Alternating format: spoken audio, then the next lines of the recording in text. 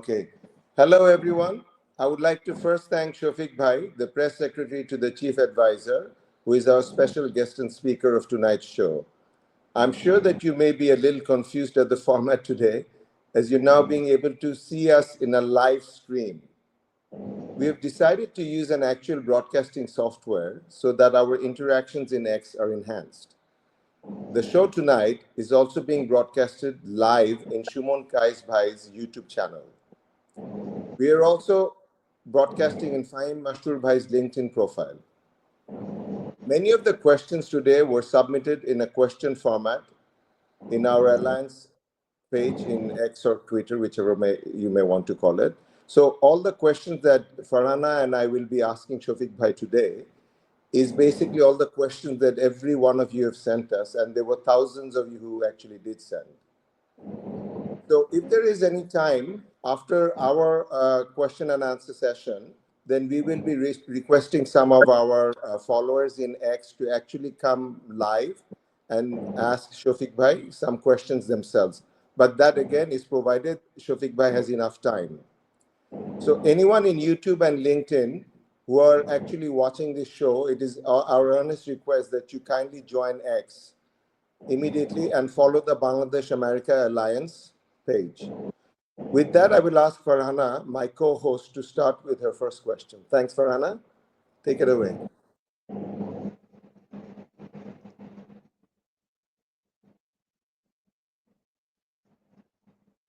Farhana, you're in mute. Farhana, you're in mute. I'm not sure why I ended up in mute, but thank you.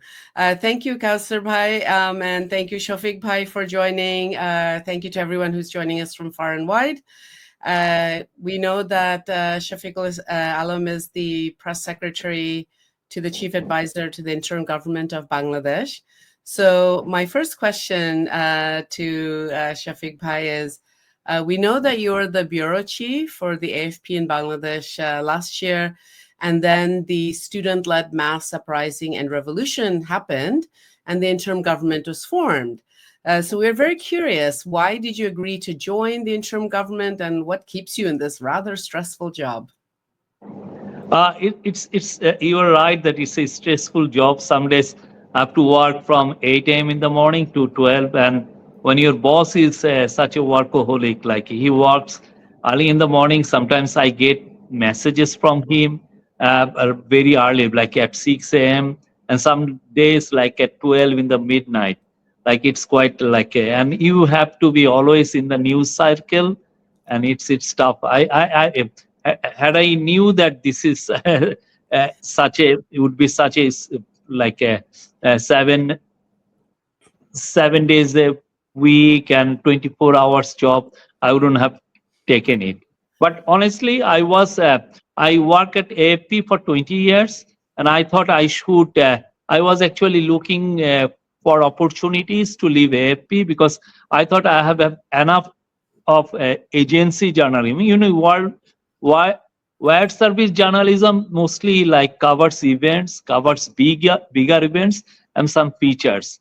And I was quite tired of doing this kind of like routine stories, like a big disaster, a fire in the garment factories, a bout of extremism, and also like stories about political parties and these things.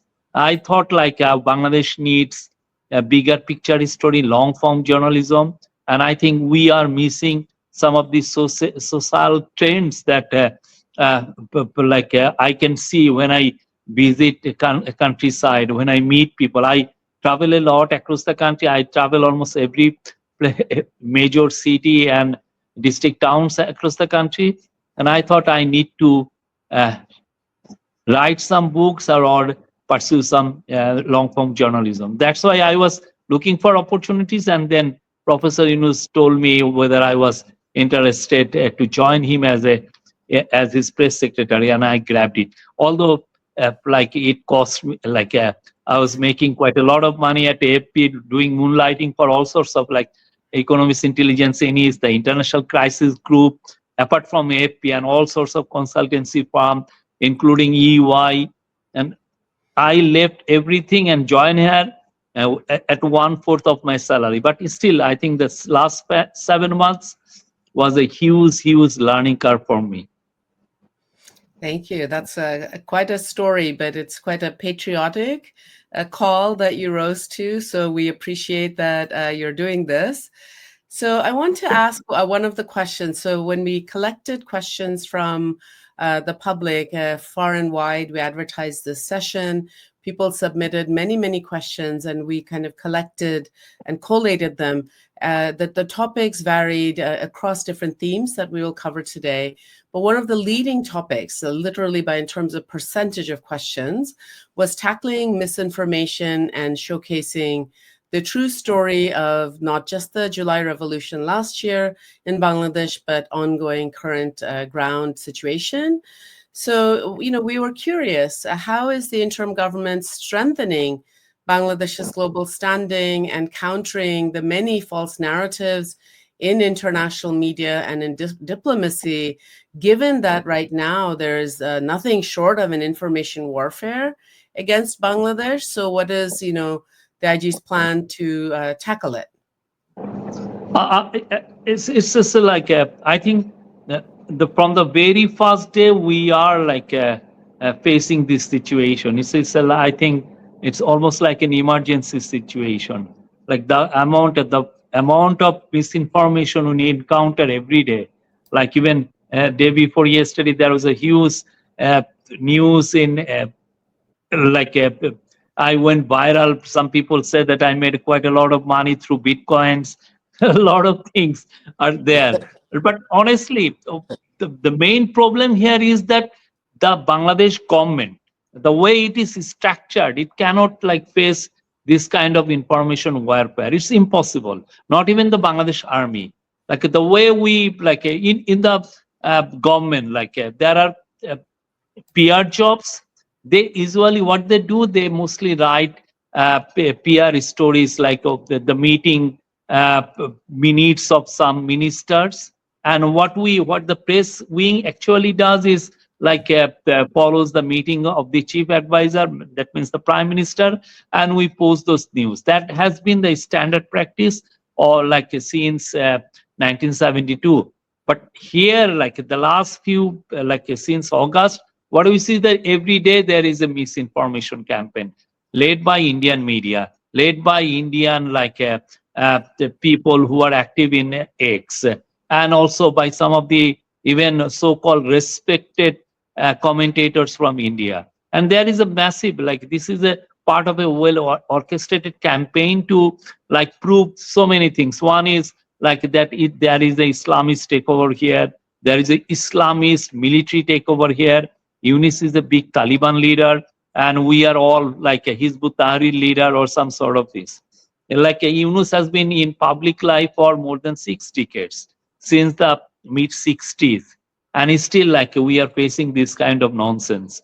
So what we did, we obviously are debunking some of this news, and we needed actually to like to debunk some of this news. You need a strong private sector, a strong fact checkers in the country, but that is like completely missing. Like AP does have like one or two reporters, Boom has one or two reporters, and some of the local the farms like Rumor Scanner, Fact Check, Fact Watch, like two covers, and nobody else have any expertise. We need, honestly, we consulted with BBC. Former BBC journalists who are specialized in this field, they told us that you need at least 200 people to face this onslaught. You cannot like you, every day you have to like combat this misinformation by like doing your own stories, doing strategic communications, and that takes quite a lot of time, a lot of resources. Do you have the resources? And if we want to like create 200 jobs, how you are going to do it? Do we have the mandate? Can the government like all of a sudden announce that okay, this is a misinformation combating department here? You cannot do it. Like for an interim government, it's quite impossible. For a political government, they can sell the idea to the local people, to the parliament, that we need some sort of wing uh, to combat this menace. But for Bangladesh's interim government, is impossible. Like what we did, we eventually spoke to some of the top international communication firm, some of the top PR firm. They are ready to help, but nobody wants to help pro bono. Like they want to, they like it may cost millions of dollars. But if we spend that kind of money to hire some this kind of firms, like then obviously, like once we leave, then there will be questions how you spend the money, because you are not guaranteed that by hiring these people you can make some dent there. It's quite like it's such a like I think well orchestrated thing, and obviously you know who is behind it. It's millions of dollars. And for Indian newspaper, you may not know, like some of the Indian newspaper sell space to political parties. You can place any news there. They would just sell this. Like this is the paid content is everywhere in Times of India, in all the newspaper, in the television station. So you are not sure whether how many guys they are buying space, buying some airtime in some of the Indian newspapers or Indian TV stations. So how you are going to face it? Like for government, like every penny we spend, there has to be an audit of this money. So we are like stuck. Like all we need actually is some help from the local newspaper. Some of the big newspaper, they are not quite capable of it, and we also need some help from some of our uh, like uh, patriotic Bangladeshis who can like fight this information war. But honestly speaking, we are not ready for it. And I think for any future Bangladesh government, this is going to be a big issue. How you uh, combat a misinformation campaign, because misinformation is and it can kill people, it can trigger a riots, it can create the situation like you know what happened to the Rohingya. They were in Bangladesh. Like we are now, we have to take a burden of 1 million Rohingya people because they were the victims of misinformation. And the Professor Yunus made the Munich Security Conference chief Ambassador Hausman, and he said that unless you combat this menace, like similar, you may face similar problem. Like some people may create grounds to attack your country. Some people may create grounds to launch a campaign to kick out a elected government. So this is the kind of situation we are now facing, and every day. What and also like some of the local groups, they are not helping our cause. Some of them what we feel like that they have some alleged ties with the fallen dictator, like you know the some of the minority group, the way they are like uh, uh, reporting the casualties of the like recent violence. They are like in some of the cases what we have seen that like uh, someone, a minority, people of minority faith, she committed a suicide or may have been killed by like a excess drinking of alcohol.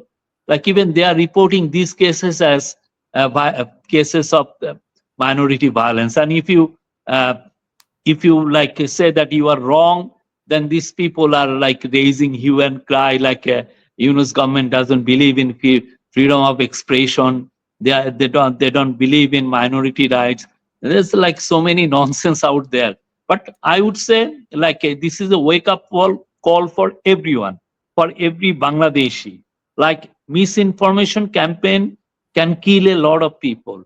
Misinformation campaign can like jeopardize the sovereignty of a nation. Right. This is, you know, what happened to Iraq and what happened to the Rohingya.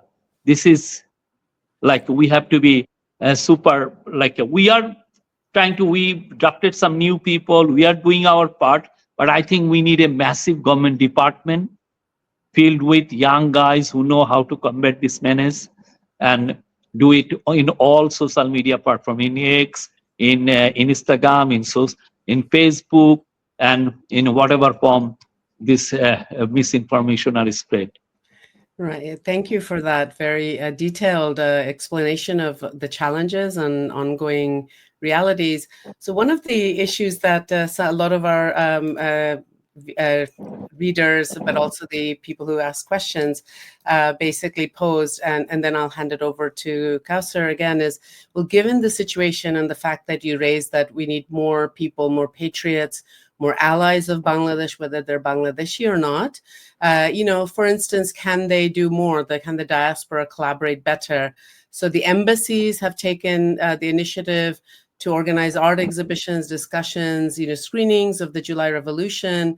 Can they do more? Can the embassies perhaps play a more critical role in galvanizing the diaspora to tell the ground truths of Bangladesh?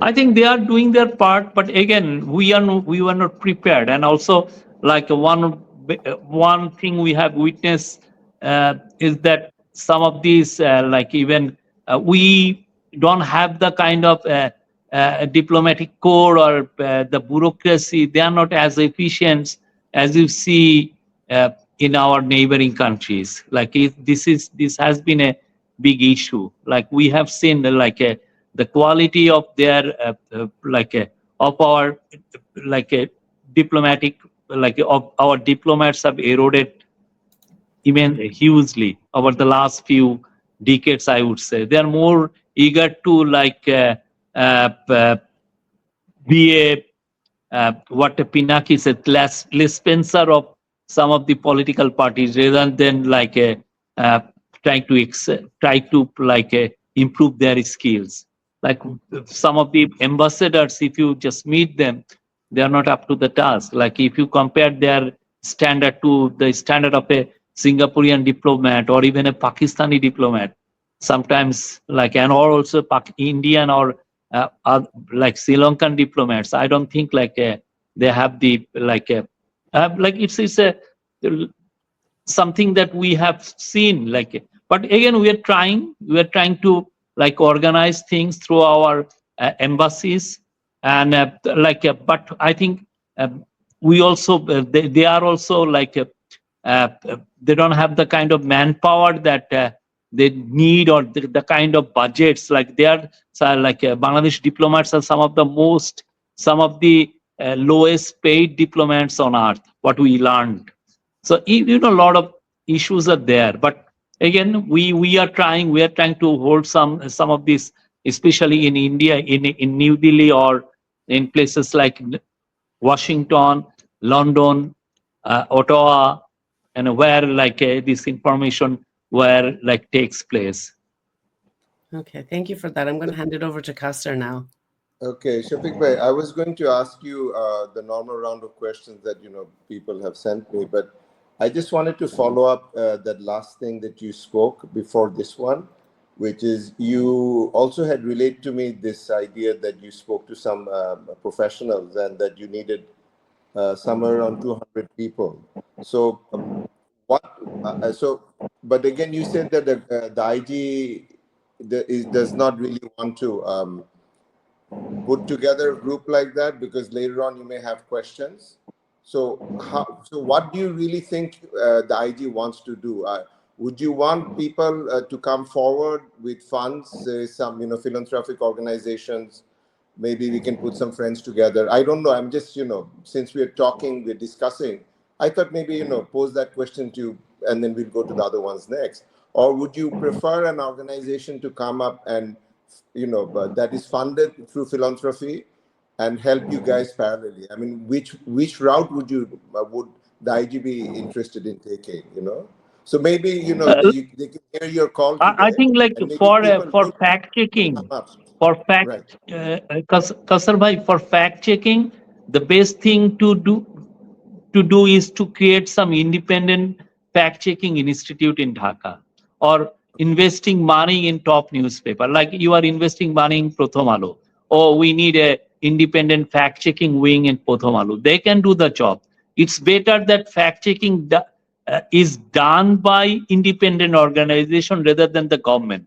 If the government does it, some people may say, okay, this is a propaganda. Right. There must be something wrong here, or it's a lies.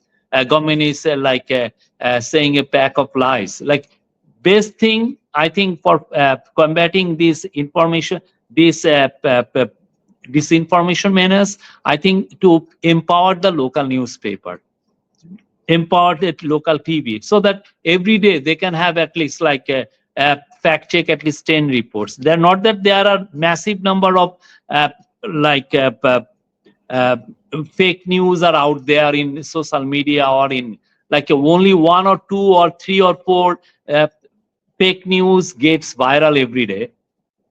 But if we have like very good newspaper like Daily Star or Prothom Alo or Somokal or Amar Desh, whatever it is, or some TV station like Channel 24 or Jamuna, let's invest there. I even we spoke to some of the foreign like charities. We thought like we even invited them to invest there. Okay, you want to improve the quality of news here, quality of if you want to combat this menace, why don't you invest in creating a separate fact check unit in Prothom Alo or any other independent, or you can create a very like a independent fact checking organization.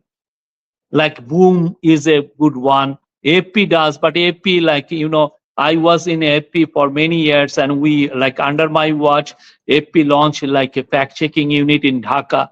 Like, but what? How many stories do we fact check? Like 9 or 10 stories a month. It's not enough.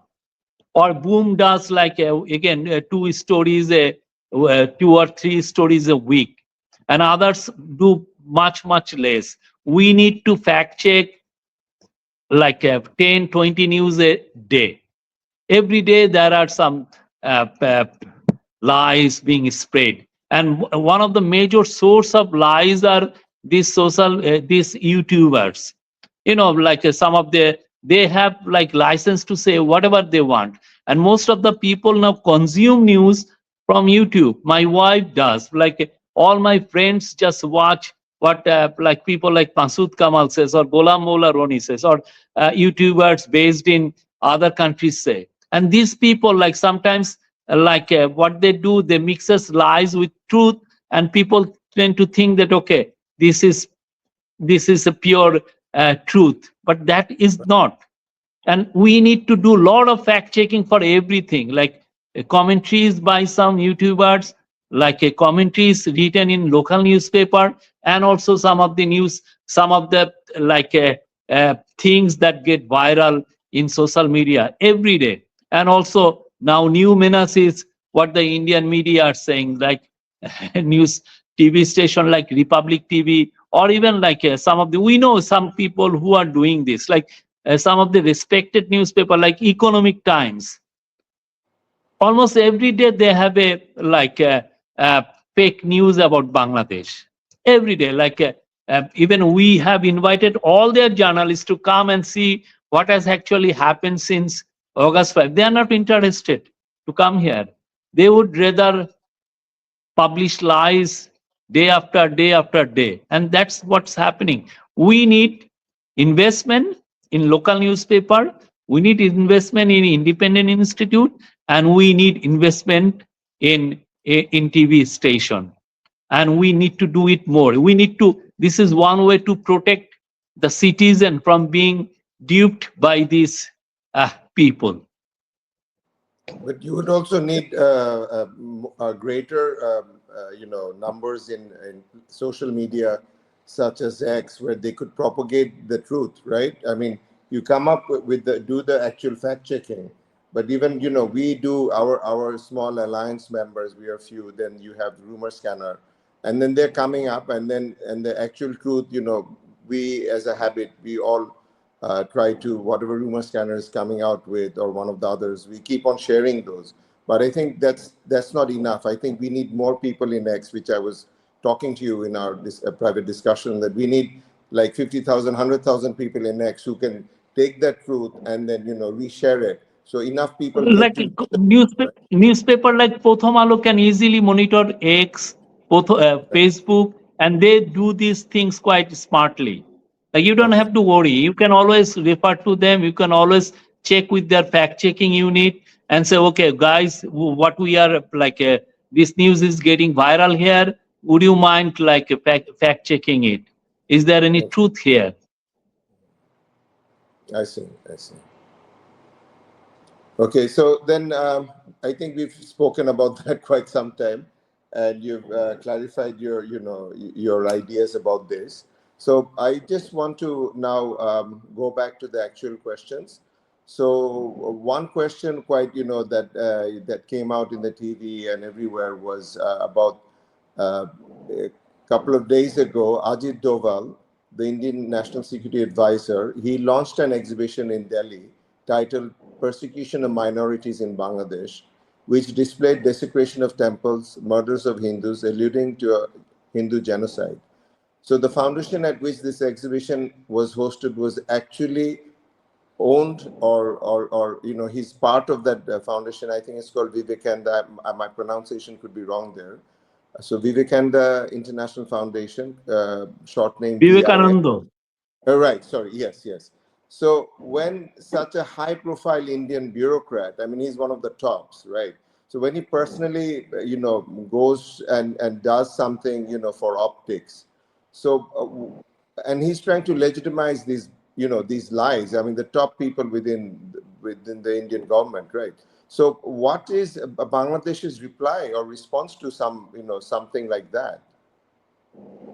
Now we are talking to them diplomatically, but like this is the this is the situation we have been facing since August. Like they don't want to accept the reality, the post August 5 reality in Dhaka. Like and also like some of the lackeys in Dhaka, they are also like adding fuel to this fire. Like they are like the Hindu, Buddha, Christian Unity Council, like they have done two reports, and both reports are hugely exaggerated, like hugely. These are like full of fake news. In USA, if you have done it, like they would have uh,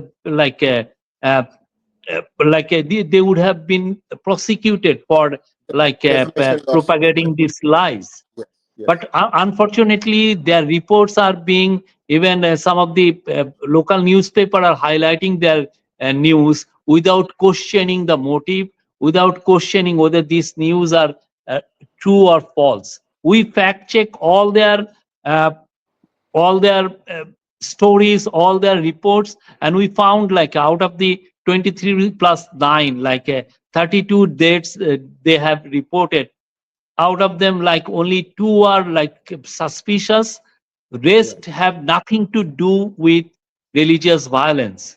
But then these people are not changing their reports. These people are No. sending their reports to US Senate for hearing. They are sending this report to UK Commons. I think we need to like call them out. We have to say that you are the main source of fake news in the country. We have that's to fight off these menace. We invited all Indian journalists to come here and to visit all the places where these alleged uh, attacks have taken place. We don't Right. disagree. We say that okay, some attacks did take place, but the way like they were like blown out of proportion. And this is like we have said that okay, this number of attacks have happened, and we have arrested this number of people, and the people who are attacked, we are saying that they will be compensated. There is Right. no culture of impunity here. We are not like political government. No. And No. again, like this government, this unity council or some of the Hindu groups, like every time a Hindu dies here, they try to portray that this guy may have been killed in some sort of religious violence. That is what Yeah. we are witnessing. If you see their reports, very problematic reports, and we have urged them, please correct your reports. And to combat this menace, we even invited international rights group like Human Rights Watch. or Amnesty International, come and you investigate it, whether we are telling the lies or they are like this group is telling the lies. We are quite open. Come, and yes, we invited, and we said that we'll give you visa in just 1 hour. Come and visit and do whatever you want to do. But again, like this information is feeding a very vicious news cycle in India, and now you can see some of the top government officials are now even like going to this uh, exhibition. So, is there anything like, I mean, can you go to India and like like you said, in the US, right? You can sue somebody. Can't you do that? Can't anybody representative of Bangladesh go to India and sue these people for all these lies? I mean, these newspapers, or can't we do that? And I mean, that India like has much that will better. create another problem, another set of problem, that you are prosecuting a minority group. Okay, okay. We So are no, in a I think lose-lose questions situation. do crop up. A lot of people do ask, I why? think like here again, the responsibility is private rights group. Like they would like check all these reports that the Hindu Buddha Christian Council is doing. They are like a private rights group or private newspaper like Prothom Alo or Daily Star or Amar Desh, whatever. They can like investigate each of these, like what Netro has done. Netro did the investigation of the 9 murder that uh, Hindu Buddha Christian Council has like reported, and they found that only 8 out of 9 deaths had nothing to do with religious violence. But has they changed their story? Has they changed their No. report? The Hindu Buddha Christian, after this Netro news investigative report, they haven't. They are sticking by these reports. And honestly speaking, we need to think about these things. Right, because that's again what I was trying to refer to you back to the previous question, that they have, say, maybe 100,000 people, or maybe that I'm saying too much, maybe several thousand people as a bot army that keeps on sharing, this kind of news in social media so that they can control the narrative.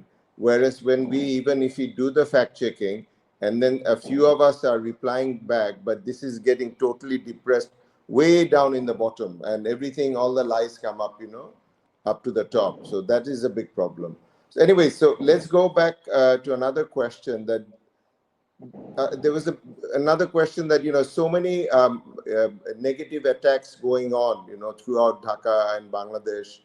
Many incidents are happening. So a lot of people say that, are these actually false flag operations? A few of them, is that a false flag a reality that you have found out through your investigations, or this is actually things that are happening at the at the heat of the moment, something like that?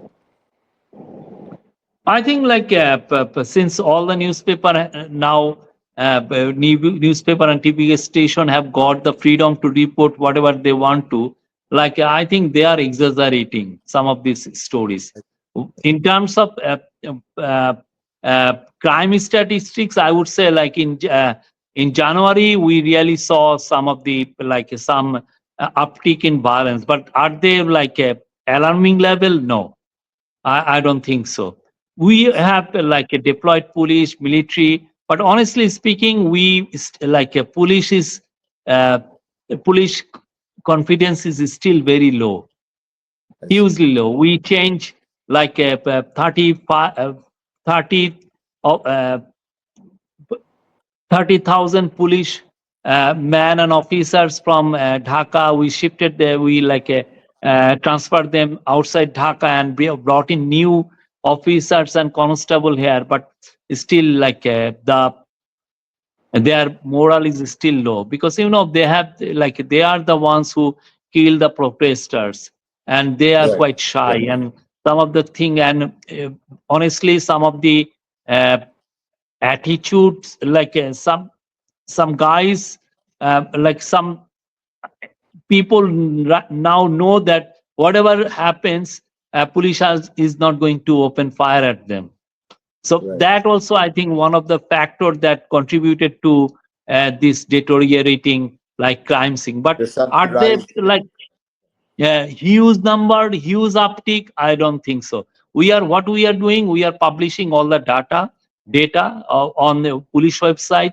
Anybody can see whether there is a spike. Like between September and December, the number of murders committed in the country was the lowest in 5 years. Bangladeshi like crime scenes are quite predictable. Like if you see the number of the murders, this is why it's about like two in 100,000. So they've actually gone down. No. It's like It's in September, between September and December last year compared to the last 5 years, they were gone down. Only time like a number of murders spike when government kills a lot of people, like right. during September, like August, during July. But otherwise, crime scene in Bangladesh mostly, I think they don't like it. There is a ups and downs. In January, we saw some uptick in the numbers, but we are quite confident it's they are going to come down in February. We'll publish the February figure very soon. I hope things will stabilize. Bangladeshi Right. society, as far as crime is concerned, is hugely predictable society. How many murders would be committed a year? Maybe like 4,000 to 4,500 a year, except the year when government kills a lot of people. So we Exactly. know, and when Western embassies talked to us, they said the number of murders in Bangladesh is way below in many other countries. It's 2 in 100,000 or 20, 21, 23, 22 in a million. But in other countries, some of the countries, the alarm bell should when you ring the alarm bell, uh, when the number like shoots like a 200 a million. Then that's very worrisome. Right. Right. So, Worrisome. so But I think like the crime rate is like in January that like some of the figures like organized dacoity or theft that has spiked. So, Shafik bhai, so you think then the police is doing the best that they can, or they are understaffed? I mean, what's the situation there? I mean, there is a problem. I mean, I feel, or everybody, a lot of people ask this question. So, They are not what understaffed. No, they're they not are not understaffed. So understaffed. They have low moral. they have low They are moral. more This low moral. Some actually, of their officers have been yeah. arrested over the murders in July and August. And obviously, some of the crimes that police officers did, like enforced disappearances, massacres, like some police officers are like maybe they're really concerned that their name would also be there among the list of accused. So, actually, very interestingly, just before I started today's event, one police officer, he messaged me in a very thing. He was saying him and his 200 people, they were like kicked out, and he wanted to reach out to certain people, and I said, look, I really don't know them, so I really can't help you. But so everybody who's being kicked out of the police, right? They're being all. This is all a proper investigation, right? So they check everything. You're checking all the facts, and if you're finding some discrepancies in during the August, or they have some other problems in reality, Like if there then are any specific allegations, like specific evidence against any of the officer, then we take action. Otherwise, no, there is no way we take action. Otherwise, it will like create more problems. right. So so somebody just coming out and saying, hey, we were kicked out. So it's not there are you have done the investigation, right? So that. Yes. In some So cases, we have all the footages of some of these officers opening fire at student, like unarmed student protesters. So some of these, like more than 30 officers have been arrested. I see. I see. So actually, the last couple of questions in my line, you've actually bunched them together. and you've literally replied, to most of them. So then I'll rephrase one of them. So how is the Operation Devil Hunt? How did that go? And what kind, what result, the result that you expected, did you get that result? And what kind of results were they? I think like it's uh, we like arrested people, like thousands of them, Hmm. and obviously there are some specific allegations against these people. These people are suspect, not that these are innocent. I'm not saying that like we cannot say guilty unless it's a problem, but there are specific allegations against these people, and we are arresting only those people.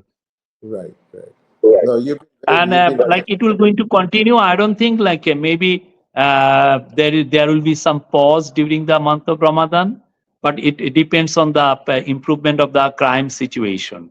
right, because at one point, I think this entire week, my wife was even scared of going out of the house because of certain incidents that had occurred, and in YouTube they blasted all over the place. So we're grateful that you're doing this, and I hope it works out. So Shilpa, one last question from me, and then Farhana is going to take over. So the army chief recently he gave a speech, and that was like last week's one of the talk of the town until the student party and all that started becoming the big deal. So what is your personal opinion? I mean, who was he addressing that day? I don't want to go into too much detail, but there's so much speculation around that. I think we are making mountain out of molehill here.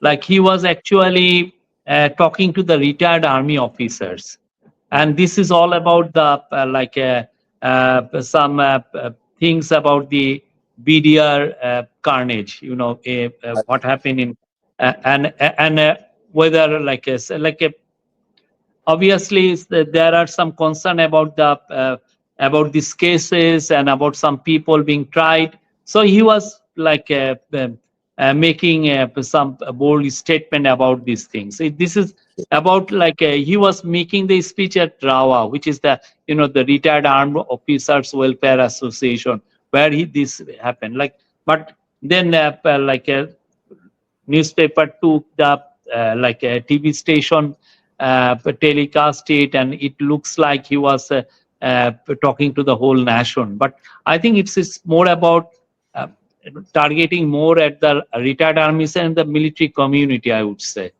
I And see. in the So process, like he also spoke about some of the like things that is happening here. What we can tell you, like the last 7 months, his act was exemplary. Like yeah, he is like he is I think he wants to uphold human rights in the country. He has like uh, has helped this government, and is a, I would say, like a, uh, he is a top army officer who knows what his role is. right, right. Because a lot of people ask me privately, and I tell them that look, he is the protector of the nation, and he's doing his job to Yes, provide yes. that protection, and it is the IG's responsibility to bring the reforms. So I think they are working hand in hand, and God bless to all of you who are working to help Bangladesh to get out of this mess. So saying that, I will now hand it back to Farhana for some of her questions now. Thanks, Kausar. So shifting gears a little bit, Shafiq Bhai. So a lot of the people who submitted their questions online, but then also just generally in the country, there's interest about job creation. So you know that the July the anti-discrimination student movement was largely about the unemployment situation, right? So given Yes. the current political landscape and job creation is urgent, so, what specific measures can you tell us that the interim government is taking to challenge the job crisis? Like, for instance, are there any specific policies to increase manpower exports or more infrastructure projects? Or, in many ways, how can linked to that is, are there ways that the Bangladeshi, the non-resident Bangladeshis, the NRB or the diaspora, can further support, and inspire a greater job creation and more economic stability in the country. I think that's a key priority of this government. And what we what the IG has done is they have targeted the low hanging fruits. Like we need to target areas where we can get some quick results. Like one of the some of the things I can outline here is that we thought we need to make Chidang port more efficient. Like some of the keys to attracting foreign direct investment lies in improvement and the efficiency of the Chirang port. Like when Professor Yunus met foreign investors, they everyone was talking about it. Like if you want to attract if Bangladeshi, the Bangladesh garment factories, they mostly do basic, very basic clothing like t-shirt, pants, shorts, or shirts, this kind of things. They don't add much value. But if you want to uh, do more like a high-end, high fashion stuff, what you need is you need an efficient port system. Like Kihaksun, the young one, chief, he said to do high-end fashion, the turnaround time, the moment you get a order and then process it and send it back to a retailer or the brand a Gap or Tommy Hilfiger, you have to do it in 15 days. But honestly, with the kind of Chinang port we have, with the low efficiency, we cannot do it. So Professor Yunus targeted it, and we are talking to a lot of foreign investor. I hope by end of September or October, you will see some results.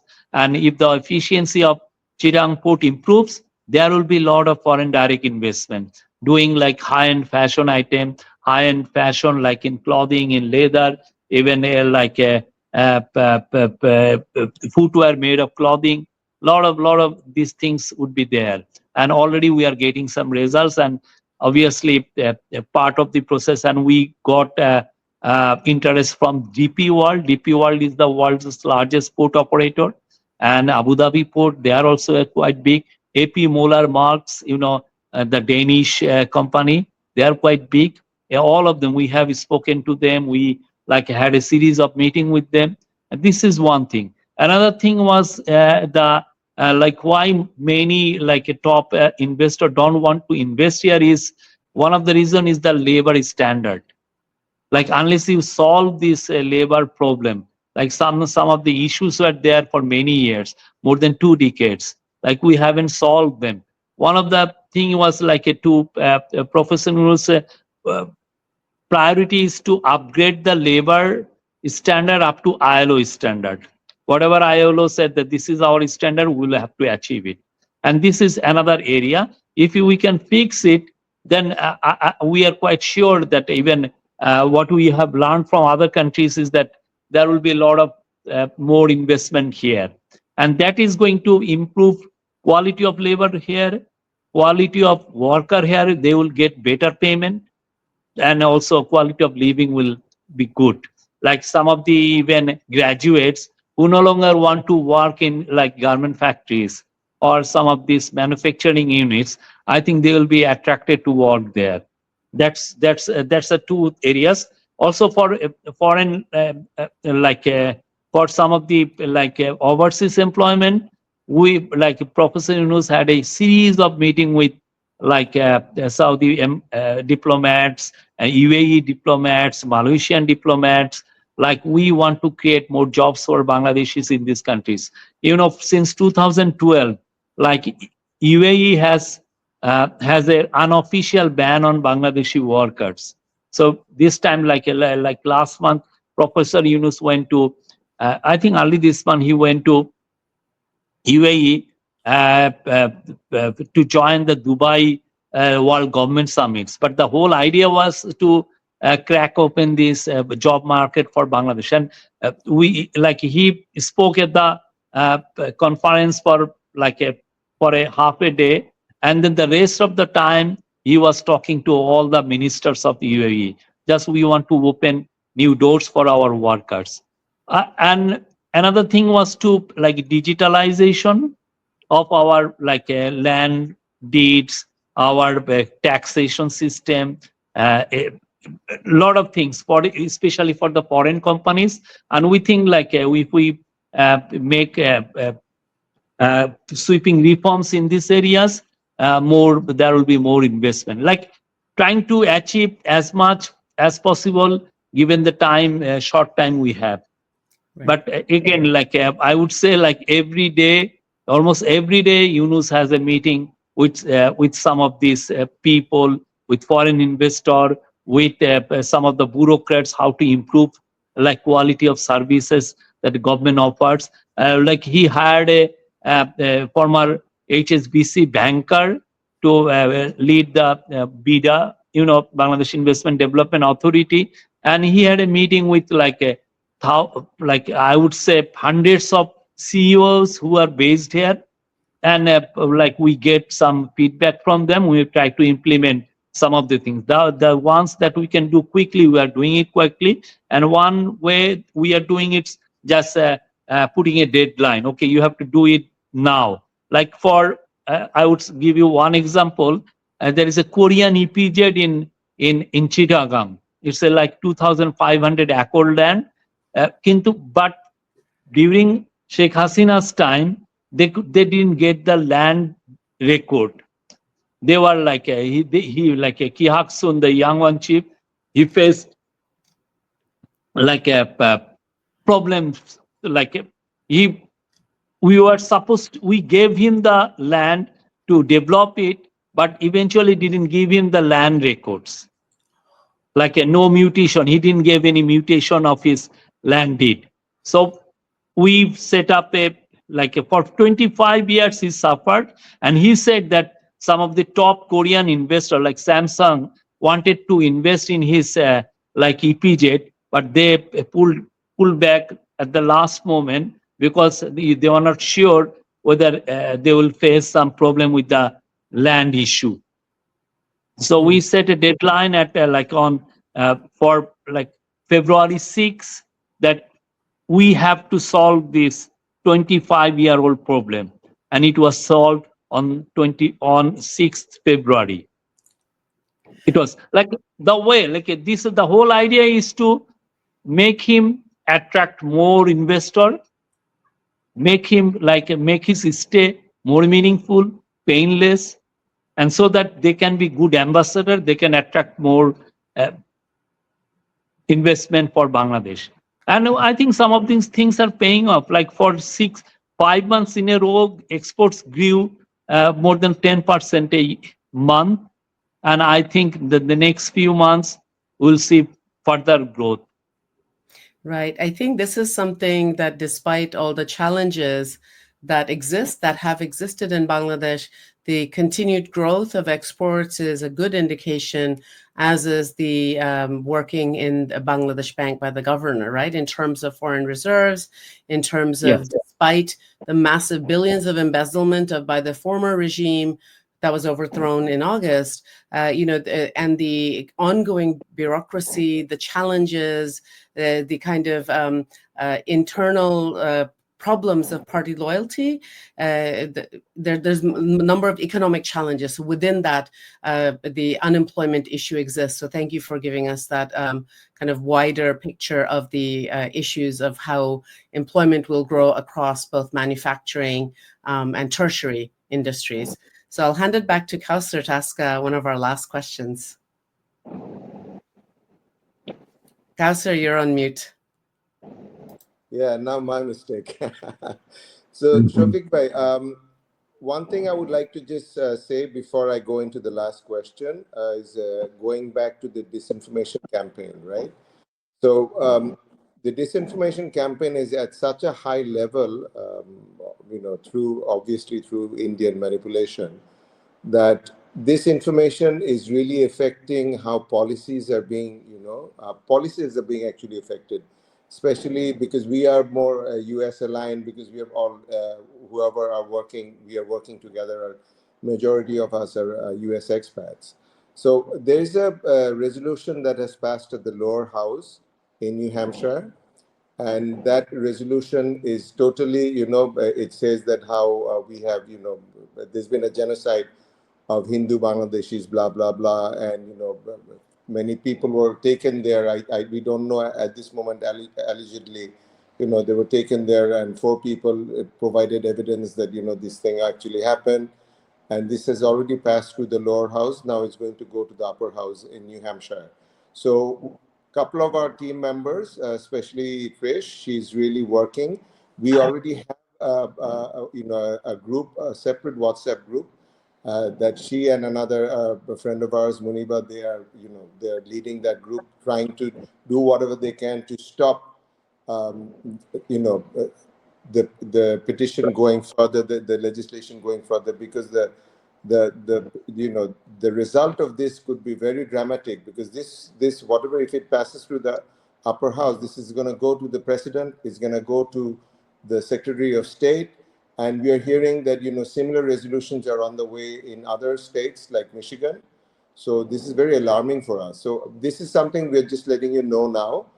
And after the conversation with you, if you still have time, Trish is going to give a very small, a 5 or 10 minute presentation. So if you can stay with us that longer, I think it would be very informative for you. So Yes, saying yes, that, I can. all right. Okay, great, thank you, thank you. So I will ask you now about because today has been a great day for Bangladesh in the sense of our younger generation. They have just launched their party. It's in English. It's called the National Citizens Party, I believe, right? You can correct me if I'm wrong. In short, it's called the NCP. So I was watching that all day today. It started around 3 o'clock. So what are your thoughts in the formation of the party in terms of who are the leaders of that party? What are your personal feelings about them? I think it's a very good initiative. We are seeing the beginning of a new dawn here. I hope the students can really uh, be emerge as a big force in our political landscape. Mm, We need new people of new thinking, new ideas. Will some for many years our politics were ossified, I would say. Now they mm, are bringing in new ideas, and they were quite successful. They were hugely successful in July and August. They can carry if they can carry the momentum. Obviously, they will be a force to reckon with in our political landscape, political arena. right. So you think do they have they created a manifesto as such, or what are their kind of political leaning? Are they centrist, or they're going to have a sort of They are leaning saying there? they are Because centrist. I think whatever manifesto you have, it doesn't actually matter. Like your character will be displayed out on the streets, or the kind of issues that you grab and want to do activism for. Like it's not that I can have a very progressive manifesto, and that the next day I have taken a issue which is uh, very, I would say, tiny fringe issues, obviously, or illiberal issues. mm, It will that you will see their character in the next 6 months in the run up to the elections. I hope they will create new hopes here, and a lot of they have all sorts of people are there, of people from all background are there. I hope they emerge as a big force in our political arena. thank you for that. So Farhana, would you like to take the last question One from? one more thing, Kausar bhai, that is one thing we are trying to do, since we know we have this problem with creating big fact check units or fact check agencies. Our the last 6 months, our main uh, task was to be as open as possible. be as Yes. transparent as possible. Look, we are here. You come, you report. We are inviting everyone. We are inviting even some of the top human rights organization come and do the reports. And we also inviting all the embassies to do their own investigations. They can, in limited way, they can also do it. And we're quite confident. The way Professor Yunus is received by all the Western senior leaders, like leaders of Germany, Italy, then USA, they are embracing him. Like obviously, they are not buying the kind of stuff that some of the Indian newspapers are selling.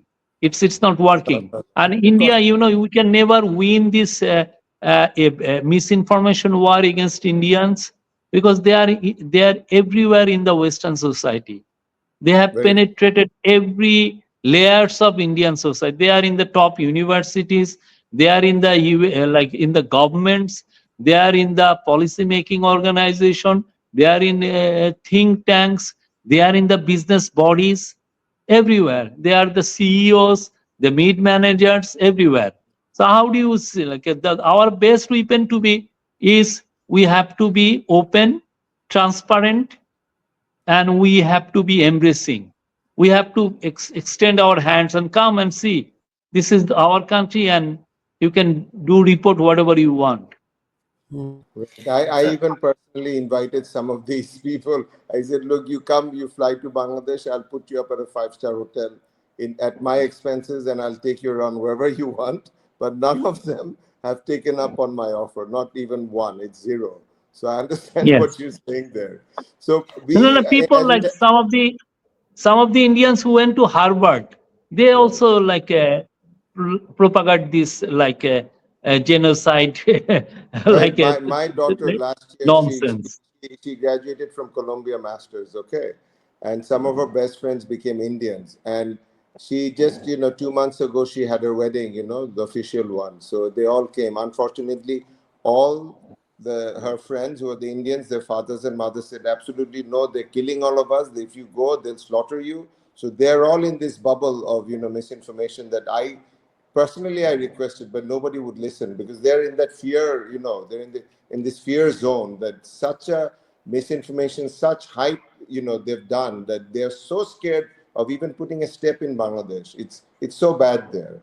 So we from the alliance, our when Farhana and I started talking about putting this thing together, and it's come whatever it has by the sheer strength of our friends who are also working with us, together. We are now good, quite a few people who are doing. So our one agenda is that we will only speak the truth.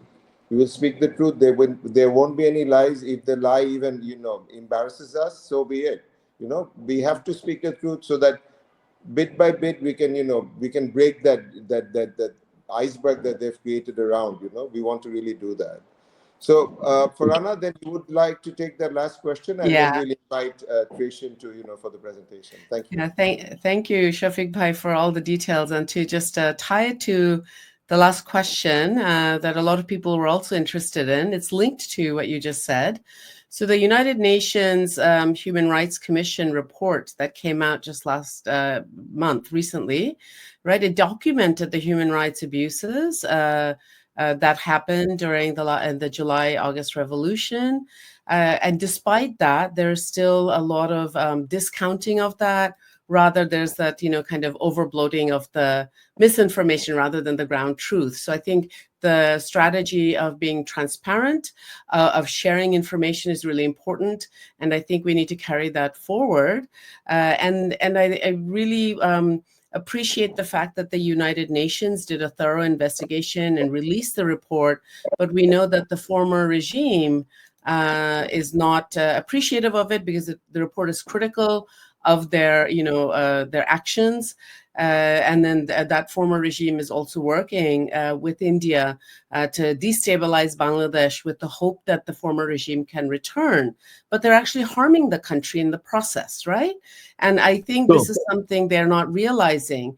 But I think we need to pay attention to the UN report. And linked to that, the question was, the UN Secretary General, Antonio Guterres, is visiting Bangladesh in March.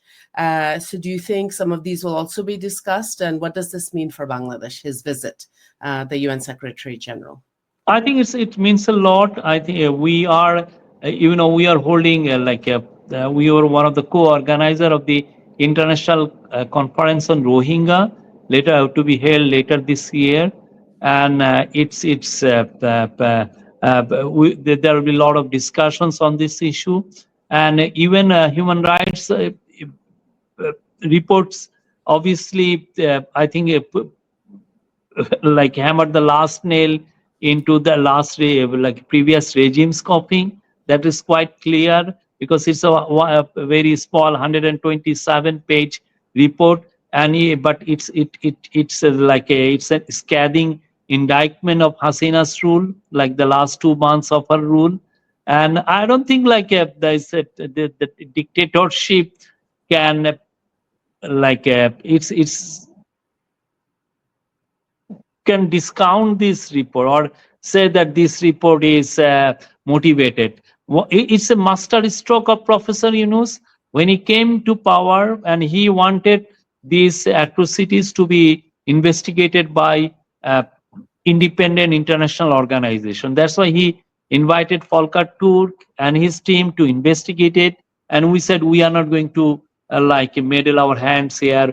We are not going to do influence anything. And they did this job, and it's like you have to read it and how they are saying that what they have said about Hasina, how she ordered the killing of these protesters and hiding their bodies. It's loud and clear. And you know what? Some of the what we learned is that many of their information actually came from Aumi League guys. They are the ones saying that this is what happened, what Hasina has done. Like this is very well documented. So they cannot say that okay, this is something like very controversial. There is no way they can say it. And I more they want to like talk about it, the more people will read it and find that what this report is all about. It's what we have to do. I think we need a lot of international conferences on this report, maybe something in New York or Washington or something in Dhaka. We are inviting some of the independent think tanks to hold some debates hold some seminars or hold some uh, speaking sessions on this issue.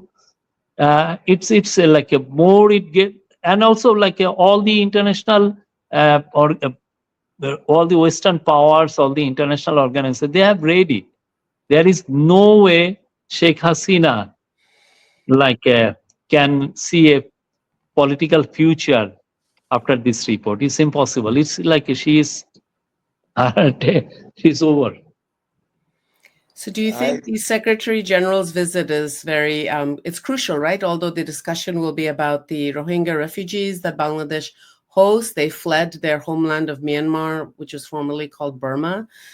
So the Secretary General's visit will primarily talk about Rohingya, but hopefully also about the situation in Bangladesh and the future of Bangladesh. Obviously, obviously, we have to this report will be discussed, I'm sure. Thank you. Kausar, back to you. Okay, so Shafiq Bhai, if you can just, that's the end of our Q&A right now. And I would like to invite Trish, and if you could just watch her presentation, and then if you have some time, we will discuss about that with, the four of us could discuss about that. Because to us, this hits, directly at home. So Trish, please start. All right, just going to do a quick sound check. Can everybody hear me? Yes. Okay, perfect. All right, so today we are going to cover the New Hampshire Resolution 11. So what Farhan Appa and Kausar alluded to earlier, there is a resolution that has recently passed the lower chamber, meaning the New Hampshire House of Representatives recently. And it's specifically about Bangladesh and around allegations of so-called persecution of minorities that are state-sponsored in nature. The resolution also contains some other really serious misinformation, which we will dive into shortly. But before I start this presentation, I just want to make sure that we are all primed on what are the facts that we are working back from, right? So whenever we think about misinformation, it's always good to know, it's always important to know what is the truth, right? And what are the mistruths that we are fighting back against, right? So we're going to start this presentation with three facts. Fact one: the July and August Revolution was a people's revolution. It was not a staged coup, and it was not an Islamic fundamentalist movement. So that's fact one. Fact two: communal violence. In August 2024, there were incidents of violence against minority communities, but we know for a fact that these were primarily politically motivated. And no matter what, whether politically motivated or communal in nature, they are indeed regrettable. However, the fact is that there is or was no genocide of minorities. There was no state sponsored ethnic cleansing and persecution. So, those are core facts. And final fact is the elections of 2024 in January and in 2018 are not considered free nor fair. They're not considered free nor fair by Bangladeshis and also by international monitoring entities, including the U.S. State Department. So when we recognize that these are the core facts, we then can discuss what are the issues we have with NH Res 11. Next slide, please. So the New Hampshire HR 11, what is it? So in the US, the way that policy gets made or the way that state government functions is it's sort of a copy of how things operate at the national, AKA the federal level. So at the federal level, you have the US House of Representatives, you have the Senate. At the state level, you have a copy of this. Each state typically has a legislature, and in the legislature, they have a lower chamber known as the House of Representatives, and they have an upper chamber known as the Senate. And typically, when legislation or bills or resolutions get introduced, they get introduced into the lower house, they get voted on. They then go into what we call committee review, which is more of a deep dive into the facts or the information contained within the legislation. Once it goes into committee, it then goes for a vote to the Senate. And that's generally how the process of legislations and resolution works. So in New Hampshire, at the state level, we saw recently in January a bill, and in this case, I'm going to use the words bill and resolution in the same context. A bill was introduced, and the bill was titled Urging the United States Government to Investigate Allegations of Abuse of Minorities, especially Hindus, Buddhists, Christians, and other religious minorities by the interim government of Bangladesh. So as you can see, this is starting to already be in conflict with some of the facts that we reviewed earlier, right? Who are the sponsors? The sponsors meaning the people who drafted the resolution, the main person who drafted it, and who are the people who sort of put their weight behind this resolution as it was introduced into the House of Representatives in New Hampshire. So the lead sponsor of this resolution was Bangladeshi origin Representative Abul Khan and his 7 other colleagues. You'll notice here that beside each of these names, I use the word R, which means that they're Republican. Now, that in itself is not an issue.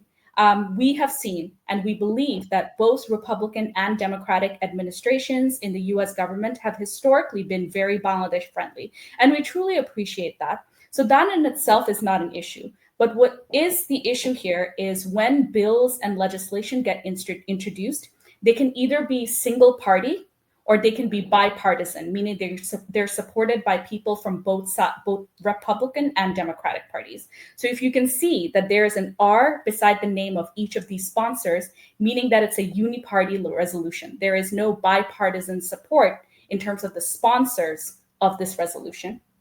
And where exactly is this resolution? What's the status? So as we said, the resolution passed the lower chamber, meaning the House of Representatives. It passed on February 13th. It is currently under committee review. The committee that is reviewing this resolution is called the Federal Relations and Veteran Affairs Committee. And they're going to be doing this until March 20th, after which it will be sent to the New Hampshire Senate to be voted on.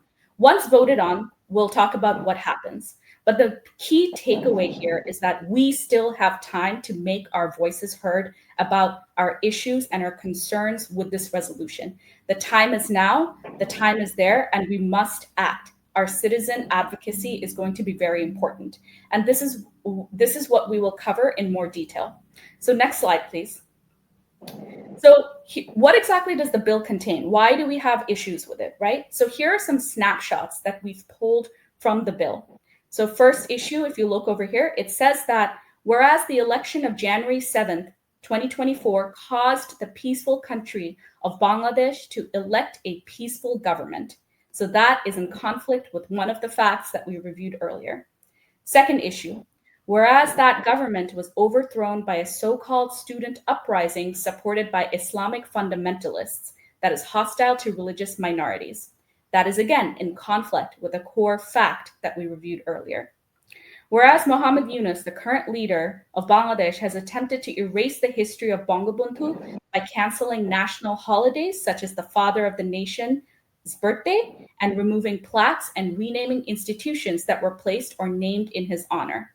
So again, one, not only is that in conflict with fact, but it is also very troubling that a country, the US, will have such a problem with a sovereign nation deciding to hold what national holiday it wants to, deciding to rename or name its national institutions and its plaques the way it wants to.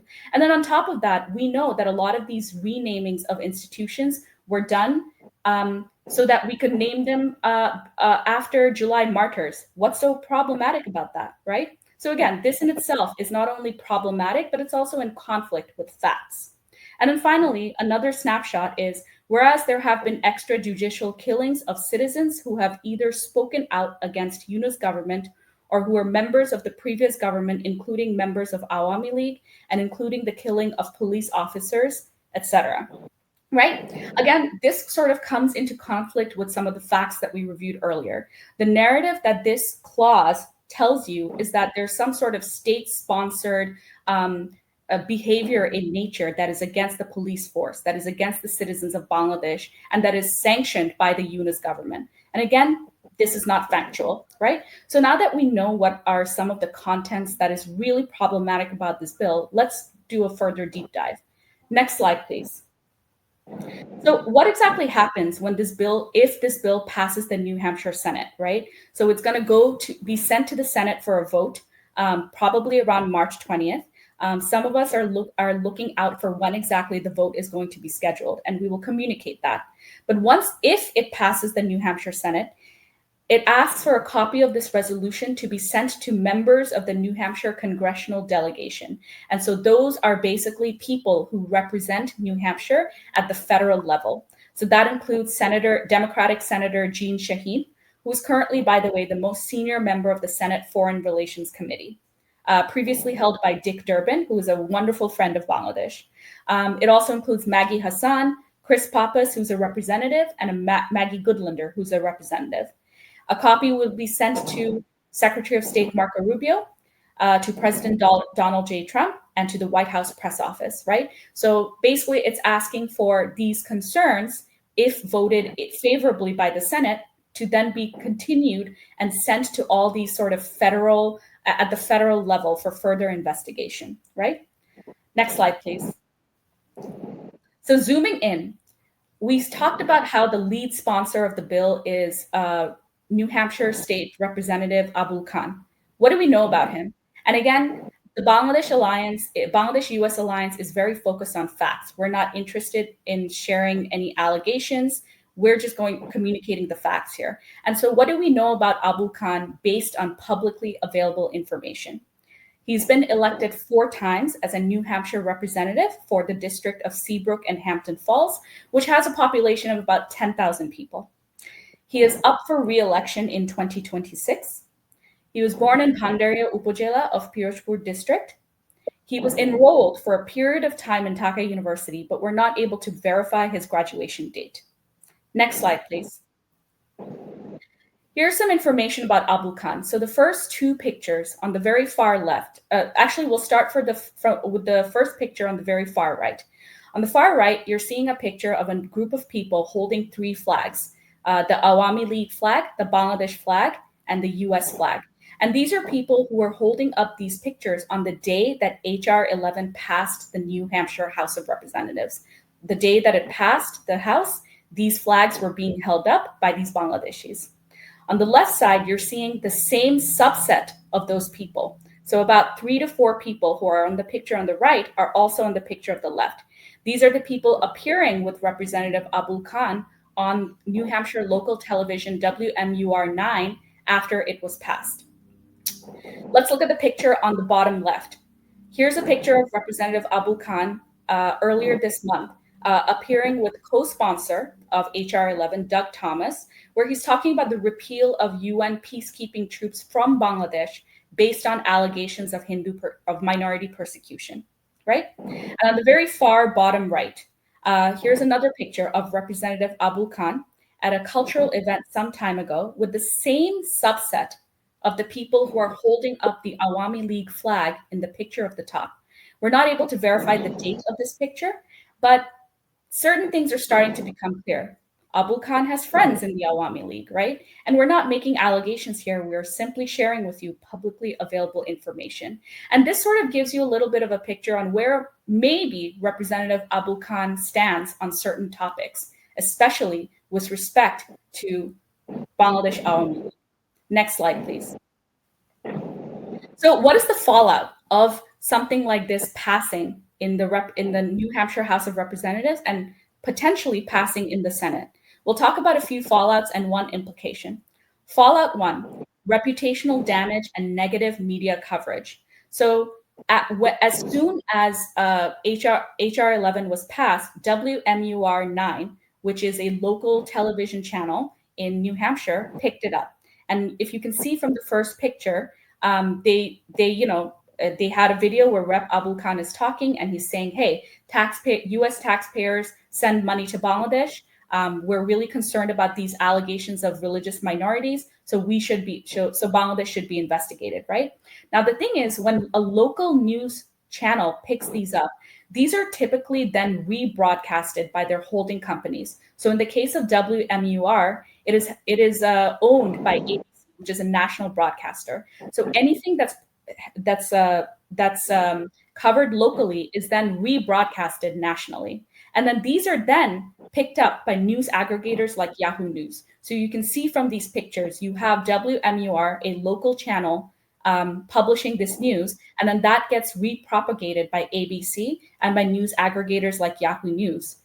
So the key call out here is that what starts locally is then disseminated globally across millions of viewers, right?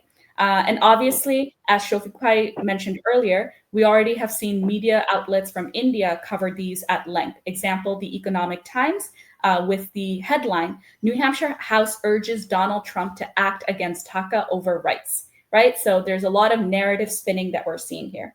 So that's fallout one. Fallout two, next slide, please. Next slide is, it sets a precedence for US policies. And what do we mean by that? When you have a vacuum in the Bangladesh government's engagement with US policymakers, it allows narratives from the Bangladesh US Awami League and allied US based lobbyists to bridge the gap with misinformation. So, what are some examples? On the very left picture, you're seeing a picture of Rep. Raja Krishnamurthy, who on January 7th this year went at the US House of Representatives, and he made claims that the 1971 war was a genocide of primarily Hindus, and that quote unquote genocide has continued on this day. And he's urging the US government, the US House of Representatives and Senate to investigate the government of Bangladesh for its genocide and persecution of Hindus, right?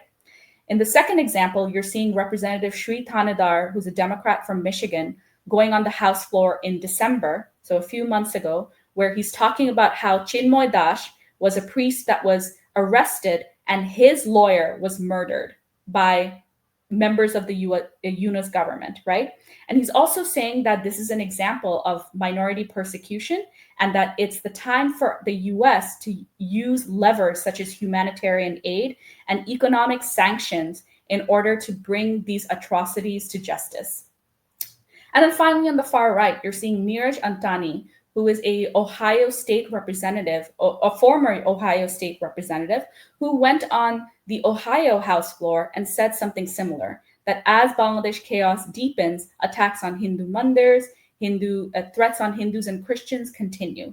And we must recognize that this horror is continuing, right? So it's already starting to bubble up in terms of how politicians communicate about Bangladesh